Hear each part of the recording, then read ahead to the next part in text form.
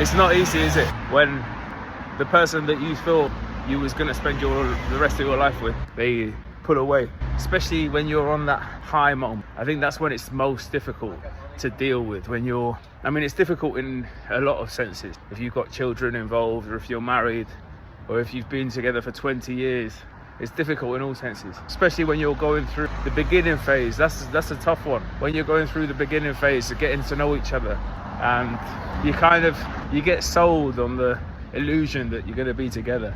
You imagine the future together, and then right at the point where you feel like it's locked in, like, oh yeah, this is it, they pull away, and then from there it's just down till that's it, you break contact. That's a tough one to deal with. It's a little bit more of an intense one. I'm not saying it's tougher, more difficult in the long run, or these things are so complex and so many things are intertwined and weaved in. Especially when you've spent 20 years with someone, so many aspects of your lives are weaved in together with each other's. So it's different. The emotions are similar, but also in some cases not as intense, and in some cases more intense. But what I'm talking about now is, you've known each other for 3 or 4 months, honeymoon phase and all that. It's unbelievable. And then all of a sudden the rug gets pulled out from underneath of you. You're basically left staring at the abyss. A lot of people will have gone through that one at least once in their lives, but it's a really intense emotional shift, because you go from a peak of high to a peak of low in a short period of time. It's a tough one to deal with, but it's so good for you at the same time. It's so good for you.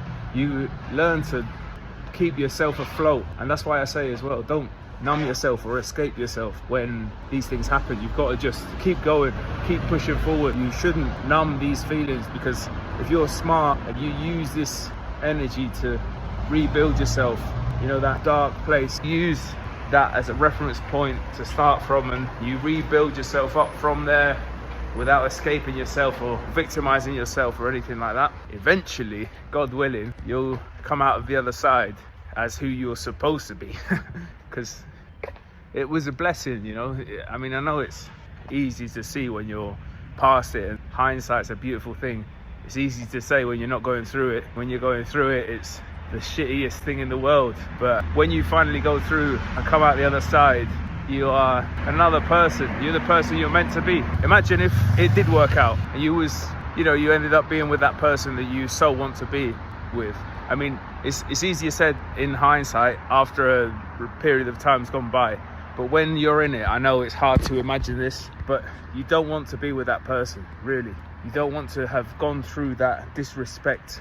That person's kind of settling for you, or maybe even not. Maybe they're being their own worst enemy. They don't want to step up to the plate and be the best self with the best possible partner that they can have. So they sabotage themselves and go with not the best possible partner that they could have. But that's not your problem. Anyway, what I'm saying is, it's easy to say in hindsight, okay? You don't want to be with the person, because you'll end up settling together and you'll end up just a weak version of yourself. As a man, because I can only speak from that reference point, you do not want that. You don't want to be the guy that the girl settled for, or even wanted to be with. You end up together and then things get boring, because they will inevitably, and then you're going to get disrespected left, right and centre, and 2 or 3 years will pass, or 5, 10 years will pass. You're not really meant to be with that person, and really a lot of it's a waste of time. Yeah, I'm sure you built some decent memories as well, but you wasted a lot of time not making the tough decision, which is splitting up with the person, getting on with your life. You end up getting disrespected left, right and centre, like I said. Maybe even cheated on without your knowledge multiple times. You don't want that. You want to go through the tough time, even though right now you're probably just thinking, I just want to be with her and she's all you can think about. I understand it, but at the same time, you don't want that. You want to get put through the uncomfortable and painful experience and then turn it into the best possible experience that you could have gone through. But to do that, you've got to really work hard and not escape your emotions. Be positive and find the positive and stay positive and not be a victim at all. Just everything. You've got to stack every single possible positive trait that you can think of. Keep growing and putting yourself in uncomfortable positions and meeting new people, even if you didn't want to at the time. Eventually you will come out on the other side, and then you'll look back and think, thank God that it didn't work out, because you would have still been that guy that got disrespected back then, now, or in the 2 years time or whatever. You know, so you're delaying your growth. So it's a blessing when it doesn't work, especially when you get left in that scenario where it's all very nice at the beginning, and then all of the sudden from one day to the next they do the pullback and you get left, and it's like they've just put a hole in your whole body. A horrible feeling, really, but also a blessing, because then you can really build yourself back up from the foundation. And that's it. You don't want to be the person that gets settled for, and you want to be grateful, really, that it didn't work out, because you would have been that chump. You would have stayed in the relationship, and then eventually the disrespect would have come, and then you would have gotten cheated on, and who knows what would have happened. It's a blessing. You've got to use it as motivation and drive. Eventually you'll get to the point that you don't even want anything with that person. I wish them the best, but I'm so glad it didn't work out, and I'm so much better off on my own than with someone like that. So that's it. You shouldn't escape the emotion. So you'll be going through that shitty feeling. That's basically what it is. It's a dopamine drop, and that dopamine drop's super intense because you're going through a dopamine spike. So the contrast between the dopamine spike and the dopamine drop is ultra intense, and what happens is it feels horrible. It's a horrible feeling. It's like you've been emptied of your insides, and your brain just feels all of a sudden like it's been stripped of all of the things that make it want to live, kind of. That's so you understand the foundation of what is happening, and then you got to rebuild yourself from the ground up, from zero. The good thing about this is when you finally do rebuild yourself, that's why I say as well, you know, the spider rebuilding the web and bounce back ability after a long time, doing things properly, like not escaping yourself and actually taking care of what you eat and not using it as an excuse to feel like a victim, you will have reached a point of personal growth that you didn't even think was possible for yourself, and that will make the whole experience be worth living. All the pain, you've basically transmuted the pain into something positive. You become who you're supposed to be. You sacrifice the fake love for who you're supposed to be. So always be grateful if it didn't work out between you and that person that you thought was meant to be the one for you. Just remember, if you do things the correct way, you'll make things much better for yourself. But you've got to do everything. You can't just hide away at home. You can't be depressed. You can't feel sorry for yourself. You've got to take the action, and you've got to also make sure that you do everything in the correct way. So you eat the right foods, you do the exercise, and you do take care of yourself. You think the positive thoughts, and you don't let this make you bitter. It's like they say, get better, not bitter. With dopamine drop, I mean negative emotion, you'll be feeling like shit. And with the dopamine spike, you're feeling great. You're feeling amazing. Everything's going great for you. So from going from one end of the spectrum to the other end of the spectrum, it's such a stark contrast, and it's a steep drop, it's a big change.